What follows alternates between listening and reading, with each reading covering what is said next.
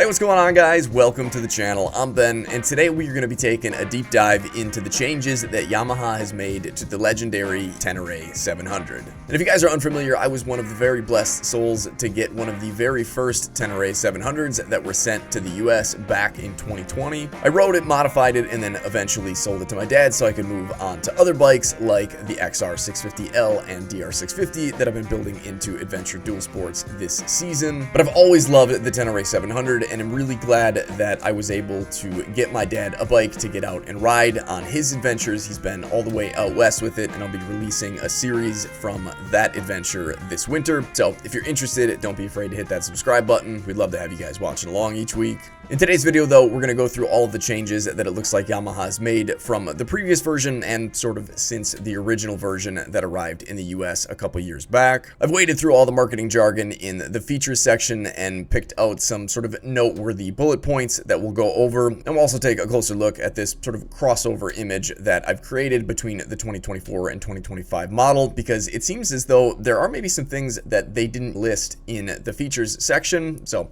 stick around for that. Let's get into it and see what the new 2025 Yamaha Tenere 700 is all about. Back in 2024, you could pick a Tenere 700 up new for $10,799. In 2025, the updated version is going to cost you $10,999 US. And just for reference, if you guys want to look into it, I got all my information here from the features section. So the first thing is the updated styling, and just looking at the images strictly of the 2025, it's kind of hard to tell that it's even been changed. I mean, it really still looks like the original Tenere 700, maybe tweaked slightly in a few places. Most notably, the headlights are not a sort of round projector lens anymore. They're sort of a round projector lens that's sort of squared off at the top and the bottom. As far as I can tell, this sort of seems like it's maybe just a looks only update, and it does look kind of neat. It certainly is a change, and that is kind of a focal point and sort of has always been a focal point of this bike, and really does look nice. I would hope that if they were taking the time to redesign it, that they would have also improved the light output, but I haven't really found any information on that. They've also updated the side covers, the tail section, and added some color matched hand guards, which will immediately need to be taken off because as far as I can tell, they look like they're still just basically the plastic wind blocks. They're not really a hand guard unless you're talking about guarding against the wind and not any of the brush or trees that I think most people probably plan on riding their T7 through. To me, they also look a bit funny and maybe kind of sad. I'm not really sure what style they're actually going for here, but it doesn't really appeal to me anyways. I would definitely replace them with a full metal wraparound handguard that's actually going to do some protecting of both your hands and your levers. One thing that I was really happy to see on this new 2025 model is that we finally have LED turn signals, and not only are they LED, but they are self-canceling after 15 seconds and 500 feet, which really, I think every bike should have now in 2025. It's honestly kind of silly that they don't. They also have that feature that you may have accidentally bumped in a newer vehicle where the signal light will just come on for a few seconds and then turn off if you're just going to, I guess, pass somebody on the freeway. It does seem like maybe this is something that would be a little bit more intuitive, since the switch is actually a very different style than any one that I've ever used on a motorcycle. And it seems like the other change that they're most proud of here is the much larger TFT display that we'll look into some of the specs and features on a little bit later. They also claim to have updated the ergonomics, and I think that in and of itself makes it seem like this is going to be a very different bike than the old Tenere 700. However, as far as I can gather, it doesn't seem like there really are that many changes. While there are some that I think will be helpful and improve ergonomics, they're just maybe not as much as at least I originally thought when I started reading through this stuff. And essentially what they've noted in the feature section is that the seat is now a one-piece rally seat that is flatter for more comfort, but is supposedly the same height if you look at the specs. I would personally really like to throw a leg over one of these models to see if it's any easier or maybe more difficult to get to the ground. The seat height on my old Tenere 700 was never really an issue. It was actually the width of the seat, and it seems like there may be more updating this for comfort rather than for ground reach, but it certainly would be nice if they would shrink up that sort of front portion. The bike was just so wide that your legs kind of had to go out before they could go down, which really made it pretty difficult to handle in sort of uneven terrain for somebody with my stature, and I'm 5'10", and I've got a 31-inch inseam, and I weigh about 150 pounds. They are saying that it's more comfortable, which I could see a little bit wider footprint in the back for a little bit more support definitely would be a good thing. The old seat was a little bit narrow, at least at the top anyhow. As far as it being a one-piece design, that's definitely a nice thing and something that I'm happy to see. The old seat was a two-piece design, which was really kind of annoying. You could pop the back off with the key, but then the front you had to use some tools or make some modifications so it would be able to be removed without tools. But it really was a bit of a pain and sort of unnecessary when a one-piece design would clip in even to an old model. So definitely happy to see that. The other thing that I'm really happy to see is that the right side, the clutch case cover, is a little bit more, well, sucked into the bike, where before on the model that I had, it stuck out so far that it was really kind of annoying and almost off-putting when you would first put that foot on the peg, especially with a set of almost knee-high motocross or adventure boots.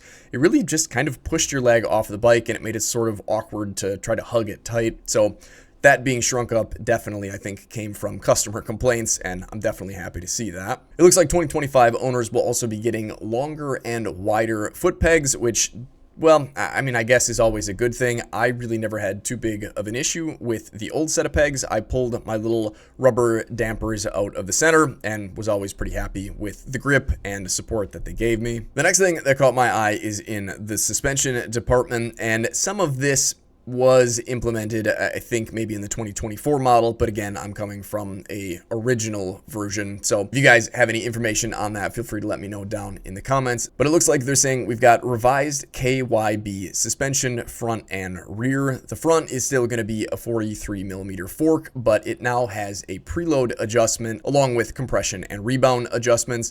My model did not come with that preload adjustment in the front, and I think that definitely could have been helpful. I did find a little bit of an issue when I would hit big jumps that the front would bottom, and you don't really want to compensate too much for that with compression damping if rebound and ride height is really the issue. So that's definitely a nice thing to see, and sort of what you should see, I think, on a bike of this caliber. Now, they also say that the rear suspension has increased stroke and enhanced load absorption, but the travel still seems like it's 7.9 inches, just like it was in the previous year model. So I'm not really sure what's going on with that, if they just didn't update the specs list or what the deal is. Seems kind of odd. Now, in regard to performance, it doesn't seem like the engine itself nor the transmission has really been updated, at least not that I could find. They do say that the air intake is redesigned with a shorter intake duct, and I think maybe what that means is that the snorkel itself is just smaller. I don't know how to use my new camera either. Oh, great. Dang it. Oh. Is that where we were? Hopefully it is. Okay, no more talking with my hands. That'll last about 5 seconds. Now, of course, a slightly shorter air duct doesn't maybe sound all that exciting, but they are claiming that it will improve torque and power delivery on the low to mid-range. In my experience, it does seem like slightly changing up an air intake on an engine can have an effect on it, so I'm sure there is some truth to that. They're also claiming that they've refined the fuel injection, so it's now smoother and more linear with precise control, and I think what they're really saying there is, at least back on my model anyways, before I had the ECU reflash by Two Wheel Dynaworks, it wasn't maybe the smoothest bike. People did complain about the throttle being sort of choppy and unpredictable off-road. So my assumption is they basically just fixed that now from the factory, so maybe you won't need to get the ECU reflash to fix things like that. One thing that I really liked about the Two Wheel Dynaworks ECU reflash was that it actually brought the set point down for the point in time when the fan would kick on for the radiator. Originally, it was somewhere above 200 degrees, where the reflash brought it down so it would turn on at about 200. 700, and I would hope that they would also have done the same thing. My guess is maybe they didn't, or maybe they did and they just don't want to mention it. Either way, if they smooth the fueling out, I think that's definitely a plus. I don't recall exactly if that was already done in 2024, but I know that the addition of the wiring for a quick shifter was added back in 2024.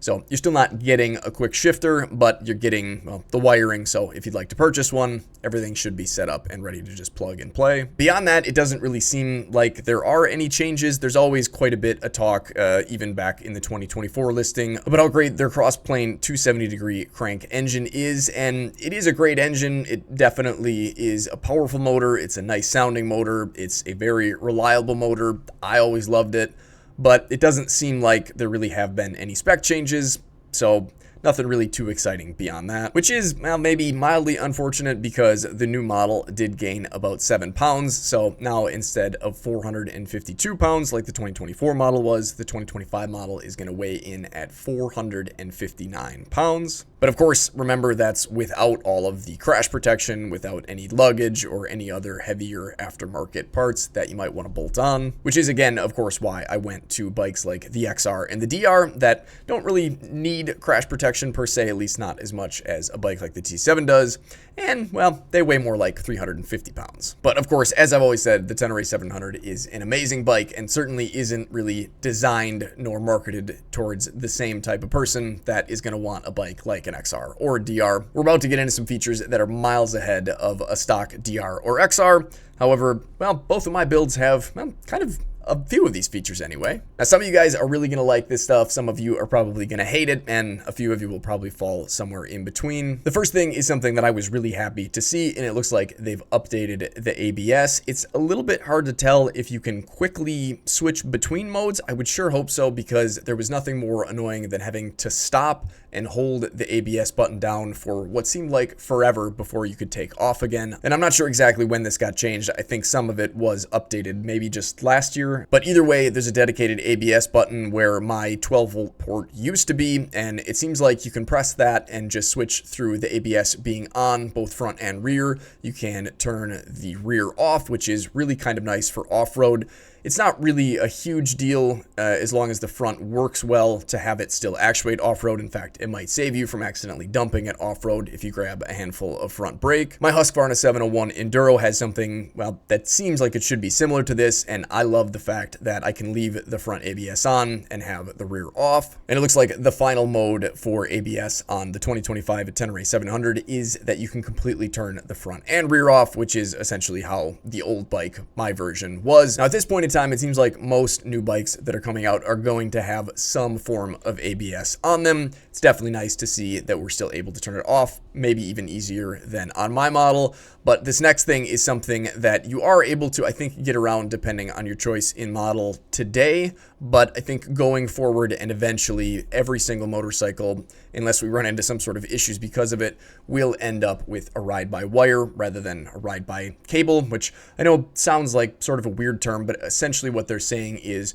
older style motorcycles used solid cables inside of a covered sheath that ran from the throttle tube down to a carburetor or some sort of fuel injection system, where on the 2025 Tenere 700 there is no cable. There's just copper wires with, again, sheathing on them, but they're not mechanical wires moving inside of a sheath. They are copper wires transferring a signal, and a lot of people just really don't like that. The nice thing about it is a lot of times you can easily get cruise control because it's something that you can just basically program into the computer, and maybe there was something that I missed, but I didn't see anything about cruise control. The only thing that they really say about it is that there are two different throttle maps available, a Sport and Explorer mode, and I think they use that Sport and Explorer term in a few other of the options where there are selectable features between sort of an on and off-road mode, sort of along those same lines. And I believe because of the ride-by-wire feature, we have on-off traction control. And then finally, we've got the new redesigned 6.3-inch color TFT display. The old color display on the 2024 model did have some of these features, but it looks like they've sort of made it larger and improved a few of them. Here again, we've got the option to pick between a Street and Explorer theme, which is essentially how the dash is sort of going to be laid out. The Street theme is going to have a traditional analog tack, and the Explorer theme will have a modern digital tack. And I guess I'm not really seeing a difference in any of these images. It all kind of looks like the same thing.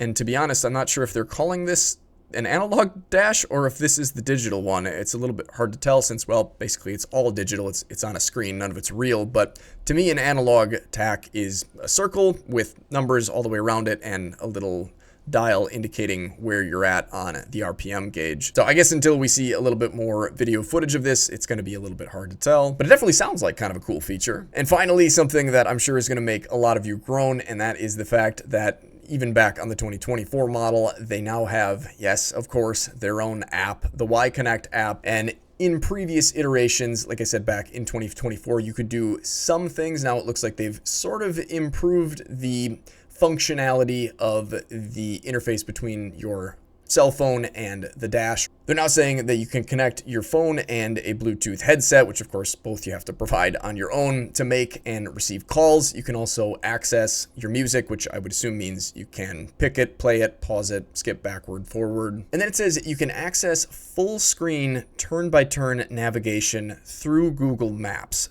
And that to me sounds a lot like it's going to be similar to one of my CarPlay units, where it will basically display Google Maps or the Gaia GPS app or whatever GPS app you would like to use.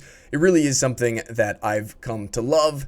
Definitely not for everybody and certainly not necessary, of course, but still something that is kind of neat to have. Maybe we will see that someday on this very model if they do some sort of an update. But to me, from these images, it looks more like the turn-by-turn directions, meaning a little arrow with a distance of when you're going to need to turn, is actually all we're going to see on the display screen. It's not going to be a full map, and that's why I think they show the guy holding the phone showing the GPS on his phone, but the only thing that's going to show up on the screen is basically what would show up in a lot of new cars today, where you only get the turn-by-turn direction directly in front of you on the dash. Certainly not a bad thing, and honestly, I do kind of like to keep things simple when I'm riding a motorcycle, because what you should be focused on, what I should be focused on... Uh-oh, I did a signal again. Why did the light turn blue? Oh, I'm getting old. Technology confuses me these days. Anyway, hopefully this is still going. I think it's important to keep our eyes on the road and not on information and technology in front of us. The only thing that's going to save our lives is keeping our eyes on the road and other drivers. So maybe it's not a bad thing, but well, if I was going to buy one of these, I would probably put some sort of CarPlay unit above it, because it is really nice to have land information and all of the things that I've sort of become accustomed to with the CarPlay units that I've got on both of my big bore thumper builds. So it looks like that's about it as far as features. If there's anything that you guys noticed that I missed, again, let me know down in the comment section and we can talk about it there. For now, though, let's switch over to that sort of crossover image between the 2024 and 2025 images.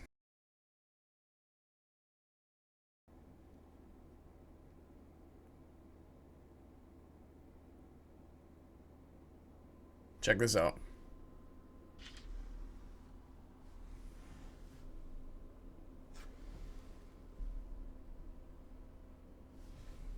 All right.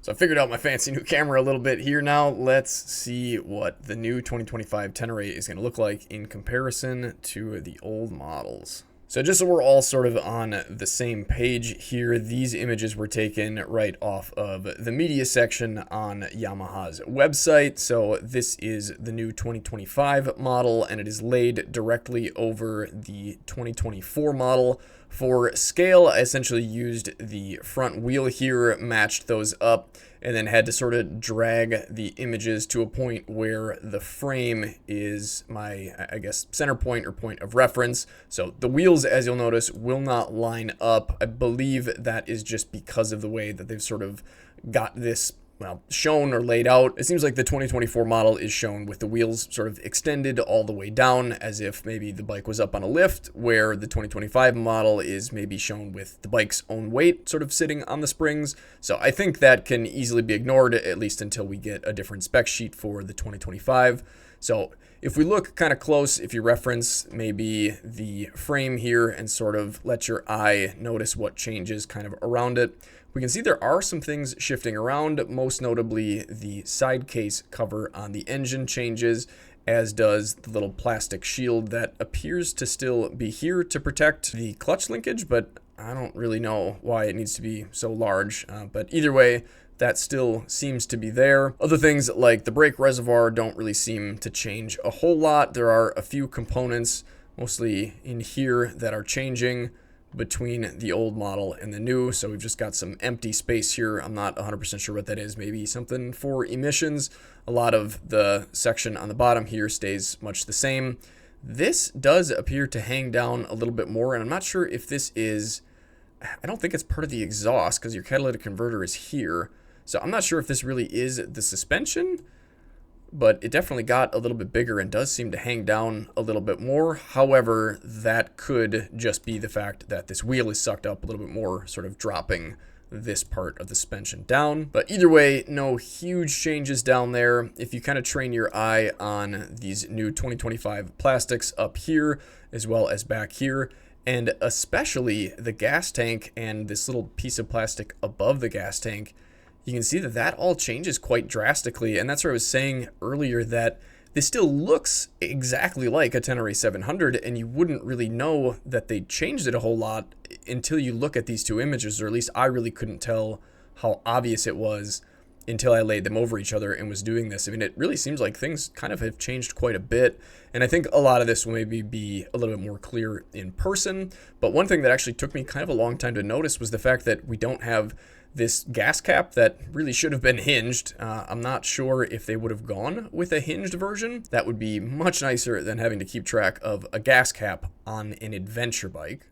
The other thing I noticed is it seems like the tank is maybe a little bit higher up, and again, it's kind of hard to tell. The specs say that it's the same capacity. You know, I would really like to know why all the specs are exactly the same. If it does call out that the suspension in the rear is different, it's just a little bit odd to me. It definitely seems to me, though, that this gas tank is not the same tank. The shape of it here just seems too different.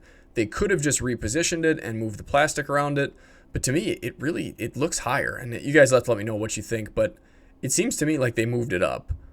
I guess the profile or the silhouette on the top is just different, not really any higher. But it definitely seems like some of that fuel might be, well, a little bit lower on the older model and a little higher on the newer. So that'll be interesting. I do have to say, I really do like the new lines. Everything is just kind of a bit sharper, definitely looks aggressive, and is, I think, a nice, worthwhile update.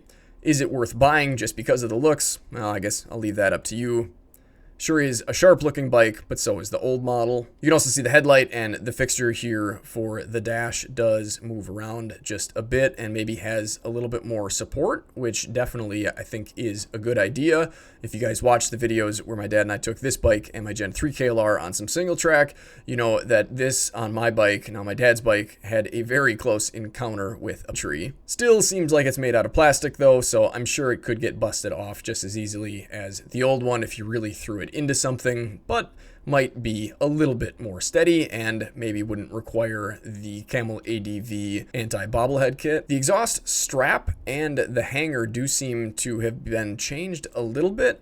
The hanger on the old model seems to me like it's a little bit skinnier and maybe a little bit wider spread, where on the new model maybe they beefed it up just a tad, but it is still a foot away from the frame, and I would assume is still welded onto the subframe here, which is welded to the main frame, which of course means if this bike ends up laying on its side, as most adventure bikes do, if you get enough of an impact on that enough times and have to bend it back out or forget to bend it back out, you can certainly end up with some issues. Eventually, you could snap that hanger off. I've seen plenty of photos of that. I've also seen it where people don't notice that it's bent in, and the steel exhaust will actually wear a hole right in the side of the aluminum swing arm. Definitely not a good situation, and something that I'm sure anybody wants to have happen to their bike, which is exactly why I went with the Camel ADV high exhaust kit. And it does seem as though, at least from here anyways, you should be able to still swap that kit in. The only question would be,